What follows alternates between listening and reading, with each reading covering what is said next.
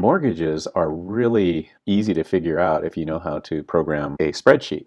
Good spreadsheets that are available to us to use, and one for free is sheets.google.com. So I'm just going to type sheets.google.com. Pretty cool thing about these is that they're actually pretty close to what Microsoft Excel as far as just power in a spreadsheet. So I'm just bringing up a blank worksheet here. I want to show you a few things. So you can just put numbers, in cells.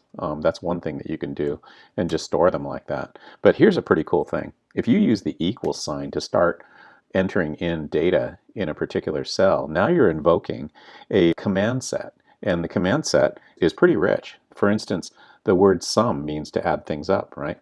So if I type sum and I open up a set of parentheses and I click on what I'm wanting to sum, so I'm just doing these three cells that I wanted to add together and then finish it off by closing the parentheses. Look at what happens when I hit enter.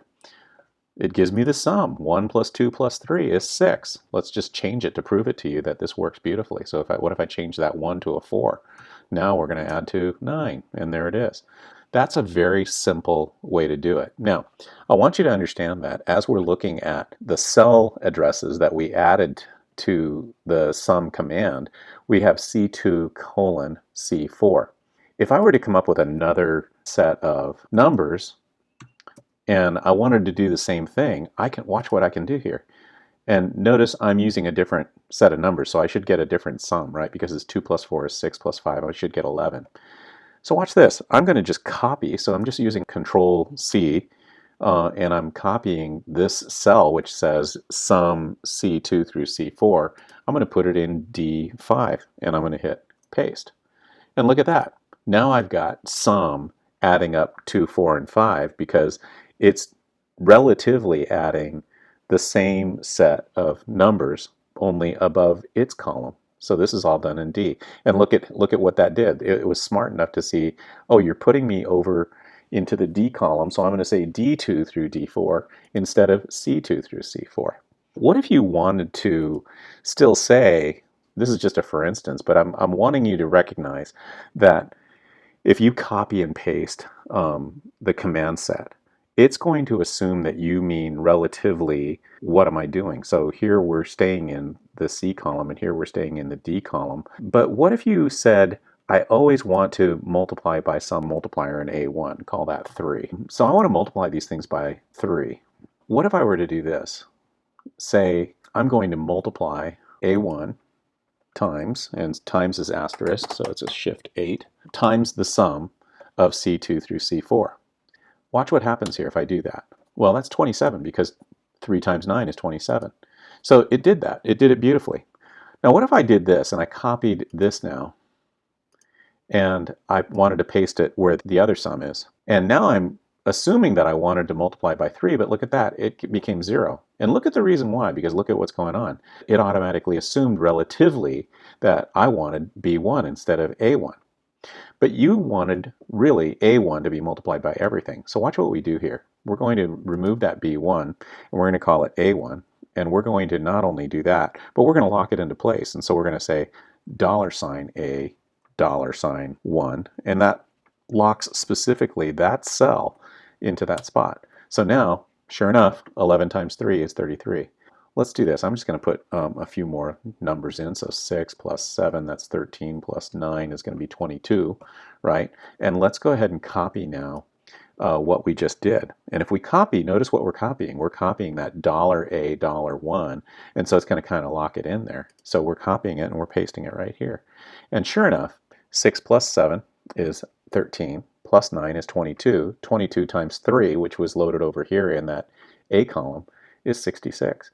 And if you look carefully at the programming of that cell, it has $A, $1 times the sum of the cells that we wanted to just act relatively, the column E now, cells E2, E3, and E4. This is just a quick introduction to how to program a spreadsheet. Now, to talk about the next part that I want you to understand how to enter into a spreadsheet, I wanted to remind you of two things, two formulas here. The first formula, and you're gonna recognize it, but it's a little bit different than what I've done. let me explain it first. This is the monthly payment formula, M equals. And here's how it's a little bit different from what we've been saying. Remember, we've been saying that let's let R be represented as its decimal representation. Well, another way of doing that is that you can let R be interest rate as a percent. So if we wanted to say like 5.75, then R can just simply be 5.75. This 1 over 100 turns that into 0.0575, right? So that's what's going on here. And so that's the only thing that's different from what we've been seeing before. So I put this 1 over 100 here as well, and 1 over 100 down here. The other formula that we're interested in using is the interest formula. So now this is talking about the interest on the loan. And this is principal. This is the rate of the loan times 1 over 100, because that just turns it into from a percent to the actual decimal representation.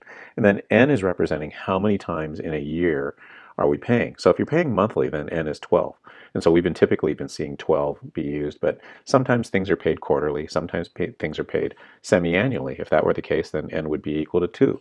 So I've entered in, these are just words in the cells. They mean there's nothing functional about them, so we're not calculating on them. But I just want to teach you a few things about how to make these cells work for us in spreadsheets.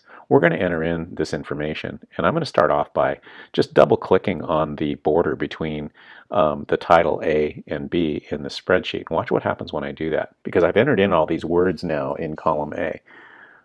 So if I click on it, notice now that the width of column A goes out to support the widest entry that I've made, which is this interest rate as a percent. And then I even gave the formula for what it is. Another thing that I wanted to do was to go, I'm going to take row 5, and I'm going to actually ask for it to format in such a way that text wrapping will actually wrap, meaning when I get to the end of the cell, I want my words, come back and do that. Now I'm on page 415 in our book, and we're putting in this information. We're looking at example 4, and we're going to follow this one along. This one says, can Trudy and Tom get an accounting of where their monthly payments will go for the first year of their mortgage? So this is, in this particular case, this is actually taking from example 3, where Trudy and Tom have been approved for a $300,000 loan and a 15-year mortgage with an APR of 5.75. So let's start to put in some stuff. We're going to actually need a title here, and we're going to put it in A5 and call it the payment number. So there that is. And the next one is going to be beginning balance. And the next one after that is going to be monthly payment. The next one is going to be how much goes towards interest. And the next one after that is towards the principal. And finally, the ending balance. So hopefully you see the progression here of what we're trying to accomplish. We've got the payment number, and payment number can just be populated this way. Here's our first payment, here's our second payment. Watch what we can do, because spreadsheets are really smart like this. You can grab the 1 and the 2, and you can say, I want to do that. And we're going to do it for 15 years. So if we're talking about monthly, 15 times 12, 180. So I'm going to go down here. Notice what I'm doing here is that I went down to 186. I was holding it down and it was just doing it. But look at that. It just self-propagates. And we went one too far. So we're going to just get rid of that last one, because we're talking about 180 payments. That's going to be monthly payments that happen over the life of the loan, which is 15 years. I'm going to select all of this, what I just did, and just to kind of make this nice and neat, I'm going to select all of our columns, and I'm going to use the centering idea. So there's all our numbers nice and neatly centered underneath the payment number. We're going to start entering in the information here. We know that the principal is going to be $300,000. So 300 with 3 more zeros on it. That's 300,000. And the interest rate as a percent, we're just going to enter it, 5.75%. And then the length of the loan is T. T is going to be talking about 15 years, so 15. And the number of payments in a particular year, 12, because this is being paid monthly. So watch what we do when we use this information. As a matter of fact, I'm going to just kind of change some things here. I'm going to call that currency. But we're going to now say the beginning balance. Okay, here's where we get to use our dollar signs, because we don't want this to move at all. The beginning balance on this very first one is going to be equal to, so we start off with equals, and we're going to click on B1, which is the value that we entered for the beginning balance, the principal. I'm going to go up into our programming area here, and I'm going to put a dollar sign in front of B, and I'm going to put a dollar sign in front of 1. And that locks in that cell. It's always going to be now that the beginning balance is $300,000. And for before the first payment, that's the balance. We're going to type in the monthly payment. The monthly payment, we're going to say equals, and we're going to go ahead and put in our principal, which is P. And in that P, we're going to put our dollar signs in to make sure that that P always is just the one principal that we mean for it to be. We're going to open this whole thing up by surrounding it with parentheses. Principal is going to be surrounded by parentheses the way that it is. And then we're going to now just create the whole numerator. Here I'm going to put times, and I'm going to open parentheses, and I'm going to put in R, and we're going to do this again. So R is 5.75. So we're going to say R, and we're also going to surround that with dollar signs, with dollar B, dollar 2. We're going to divide that by N. So we got to find what N is. N is 12. And we're going to put our dollar signs in on that one as well. And then we're going to multiply that whole thing by 1 over 100 and close that set of parentheses. So that's that first set of parentheses right after the P in this program right here. And actually, you know what we could do? We could hit return and just see, okay, that does deliver some value. So far, everything's working.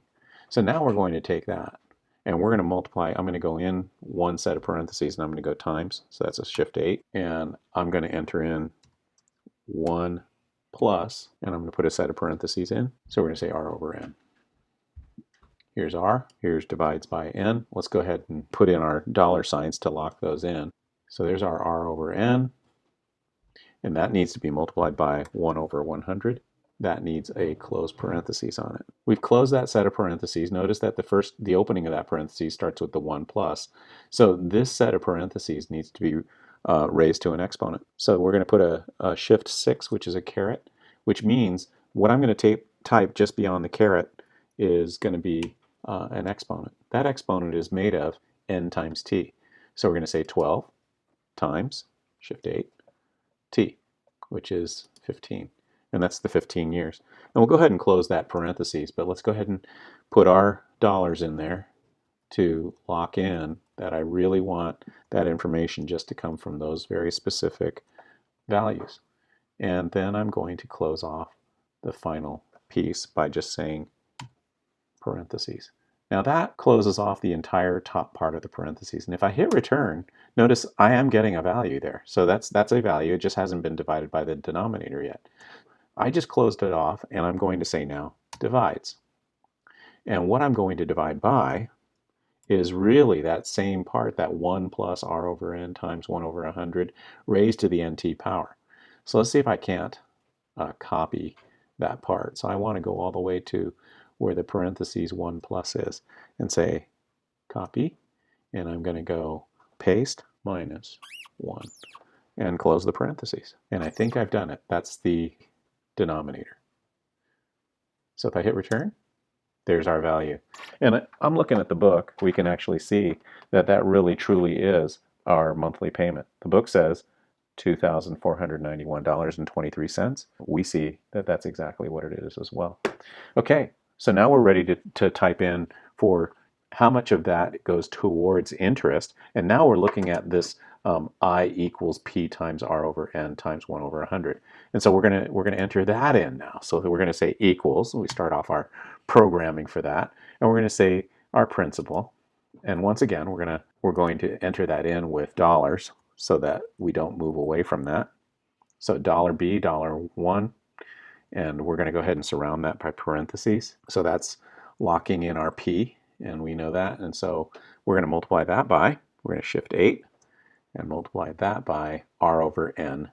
And so we got R, 5.75. We're going to make sure that we have that surrounded by parentheses and put dollars in front of places to lock it in. We're dividing that value by N. So N is that. And we're going to put our dollar signs in again. And we're going to close that off. There's our R over N. and we need to multiply that by our 1 over 100. And there we go. That calculates how much is towards interest. Now, if we check our work by just comparing it to that same number that we see on page 416, sure enough, towards interest is $1,437.50. And then towards principal, that's an easy one because all we have to do now is say that this is equal to our monthly payment minus what went to interest. So that's towards principal. Towards principal means we're paying off the beginning balance. Our beginning balance was $300,000. And so that makes sense then to say, let's calculate our ending balance. And so when we do that, we're going to say equals, and we're going to say this column minus this column. And we get $298,946.27. And that checks with what I see in the book. So far, we've just programmed everything very nicely that this is working. Now, the next thing to do is to actually say our ending balance for this month becomes the beginning balance for the next month. So we can say equals, and we just click on ending balance here, and that grabs that information. So the next thing that we're going to do is to copy the monthly payment, because that's something that actually doesn't change. Now, instead of using P, we're actually using our beginning balance each time. So if I go copy this, and instead of having P, which is $1, now we're saying we're talking about this value right here. So let me just double check that with the book. And towards interest now, that line should say $1,432.45. And sure enough, it does. So now, since this one is just a calculation based on the value next to it, that is correct. And this now is going to be correct. And so there we are. Just checking all the numbers. $297,887.49. That all looks good. Okay, now that we've got that second row, watch what we can do. I can just take this now and I can propagate this down. And look at how this is changing things. The monthly payment doesn't change every month. But what goes towards interest, what goes towards principal changes because of the values of the beginning balance and how that works into the ending balance. So if I just grab that little box there and go all the way down to the bottom, down to our 180th payment, now we can see that the whole payment is perfectly paid off and we have $0.00 at the very end. And so you have just programmed now the entire schedule of how this mortgage pays off in 180 payments.